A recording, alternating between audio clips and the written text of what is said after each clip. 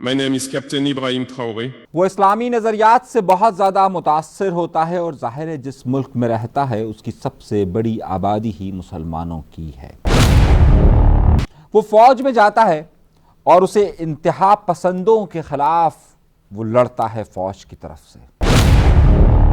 وہ اپنی ہر ممکن کوشش کرتا ہے کہ اس ملک سے انتہا پسندوں کو اور دہشت گردوں کو ختم کیا جائے۔ وہ فوج کا سپہ سالار بن جاتا ہے اور پھر وہ ایک دن اقتدار پر قبضہ کر لیتا ہے۔ پھر اس کے بعد وہ کیا کرتا ہے کہ وہ وہاں سے امریکہ کو منہ دکھاتا ہے اور امریکہ سے کہہ دیتا ہے کہ ٹرمپ میں تجھے نہیں مانتا ہوں۔ وہ IMF کی دعوت میں جاتا ہے، وہاں انگریزی میں خطاب کرتے ہوئے کہتا ہے IMF کو میں اپنے پیروں تلے روندتا ہوں۔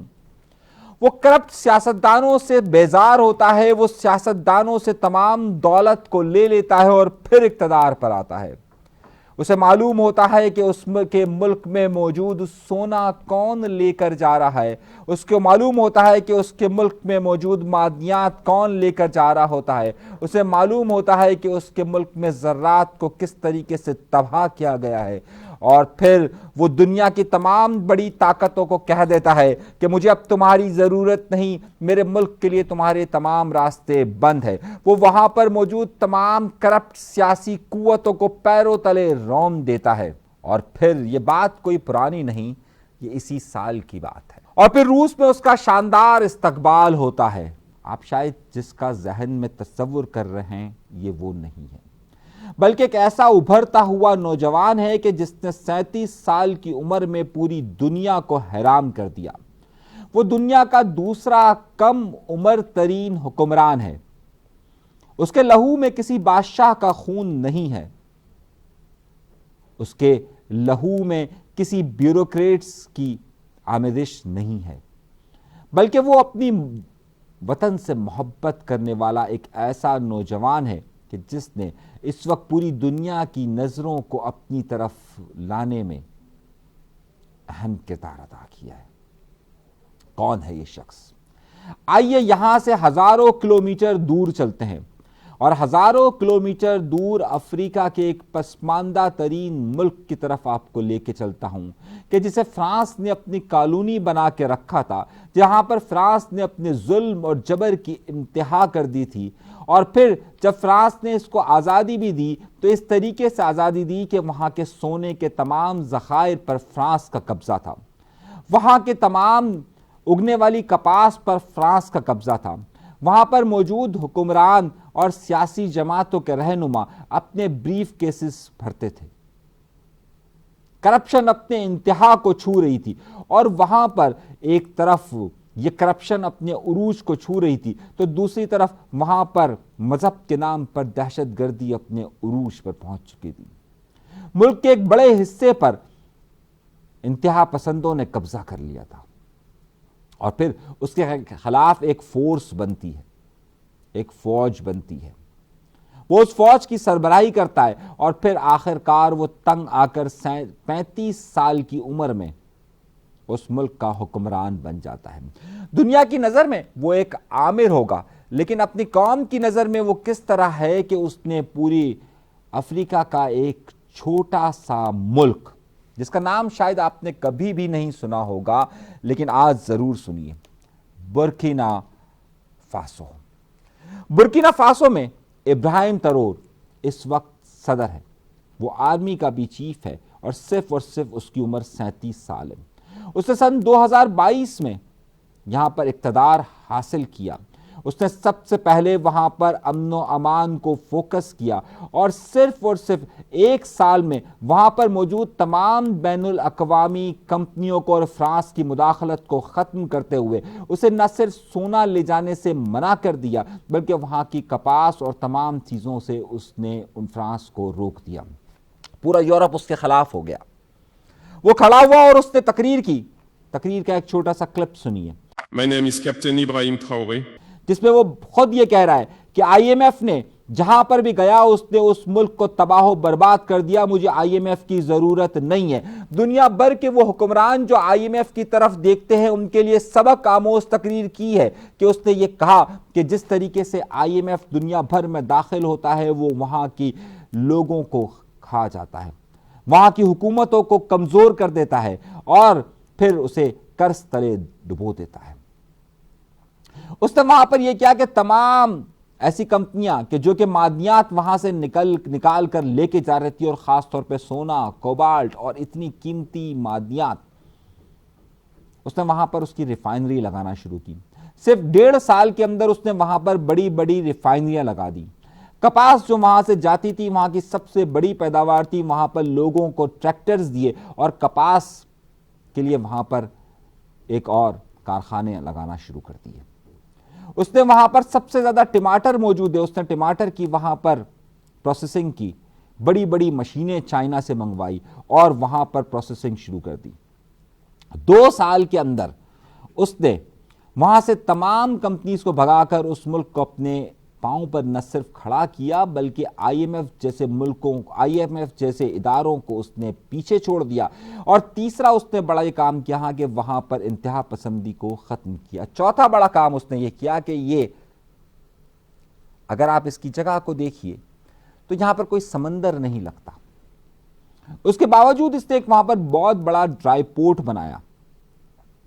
ساتھ والے ملکوں مالی اور دیگر ملکوں کے ساتھ اس نے اپنے تعاون کو یقینی بنایا اور یورپی ممالک جیسی ایک تنظیم بنانے کی کوشش کی کہ جس کے بعد یورپ کے تمام ممالک اور امریکہ اس کا دشمن ہو گیا اور اس کی حکومت کے خاتمے کے لیے ایک الگ فوج تشکیل دی گئی.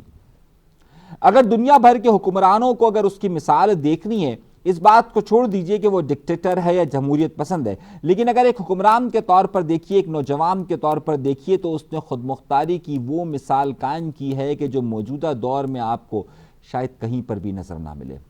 ٹرمپ کسی کو بلائے اور کوئی نہ جائے, یہ ہو سکتا ہے, لیکن اگر ایک نوجوان ٹرمپ کو آنکھوں میں آنکھیں ڈال کر کہہ دے مجھے تمہاری ضرورت نہیں اور وہ جانے سے انکار کر دے, تو آپ سوچئے کیا معاملہ ہوگا.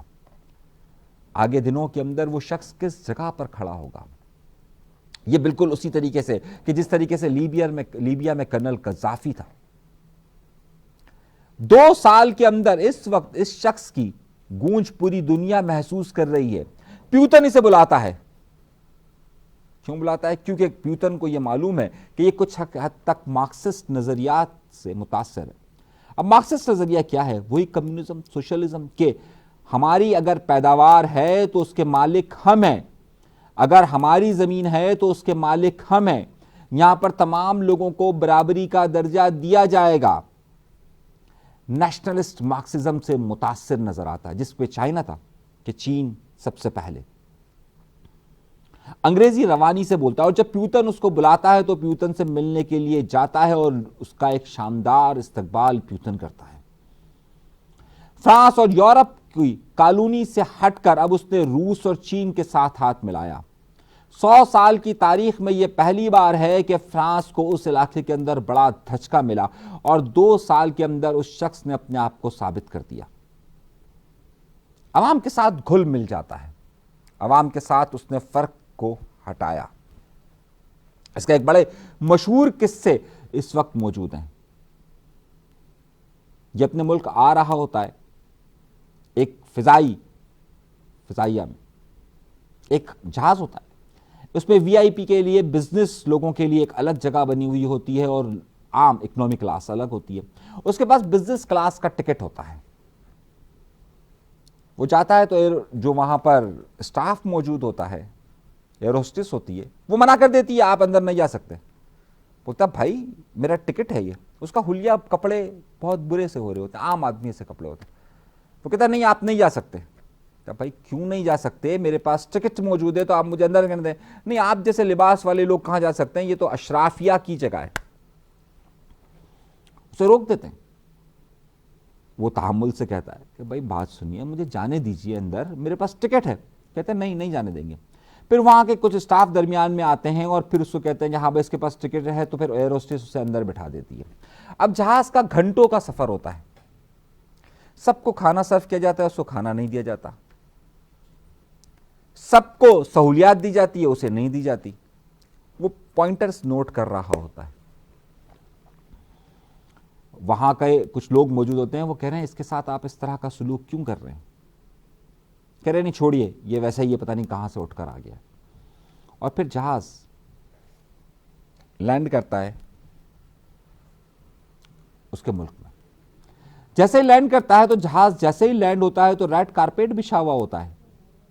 اب سب لوگ یہ پریشان ہو جاتے ہیں، جہاز میں بیٹھے ہوئے سب لوگ، کہ آخر اس جہاز کے اندر کون ایسا موجود ہے کہ جس کے لیے ریڈ کارپیٹ بچھایا گیا ہے؟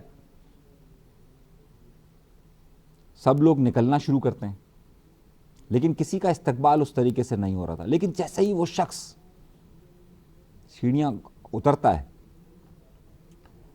تو سب لوگ اس کا استقبال کرنے لگ جاتے ہیں۔ وہ ایئر ہوسٹس شرمندہ ہونا شروع ہو جاتی ہے، اور پھر ایئر ہوسٹس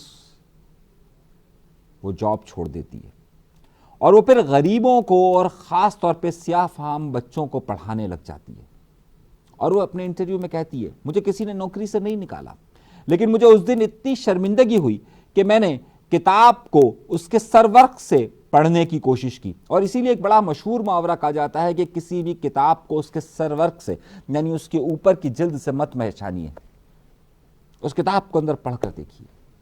اور اگر اسی طریقے سے آپ ابراہیم کو اگر پڑھ کے دیکھیں گے تو اس کا ایک بڑا مشہور جملہ کہا جاتا ہے کہ میں حضرت بلال کی قوم سے ہوں، کہ جس نے بہت مشکلات برداشت کی، کہ جس طریقے سے حضرت بلال نے بہت مشکلات برداشت کی۔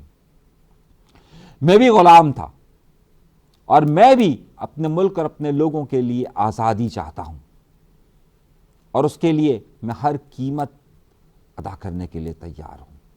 وہ قیمت کسی سے بھی بڑی سے بڑی طاقت سے ٹکرانا ہو، وہ امریکہ سے ٹکرانا ہو، وہ فرانس سے ٹکرانا ہو، وہ پھر IMF سے ٹکرانا ہو، یا پھر وہ انتہا پسندوں سے ٹکرانا ہو، وہ ہر ایک سے ٹکرا رہا ہے۔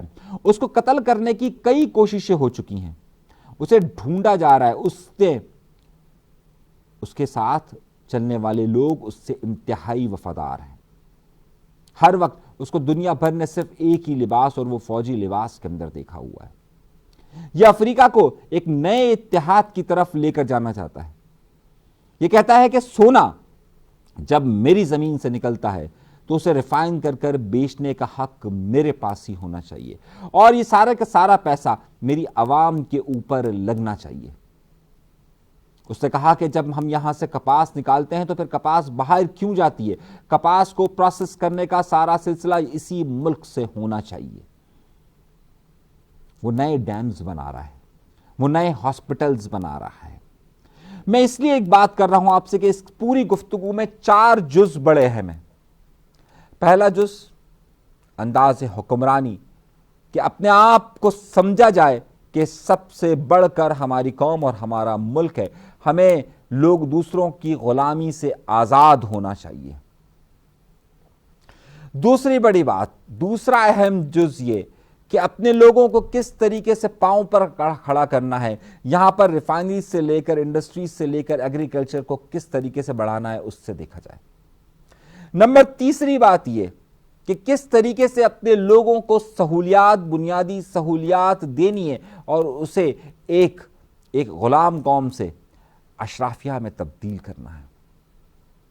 اور سب سے چوتھا اہم جز اس کا دیکھیے کہ کس طریقے سے فیصلے کس وقت لینے ہیں اور کہاں پر لینے ہیں۔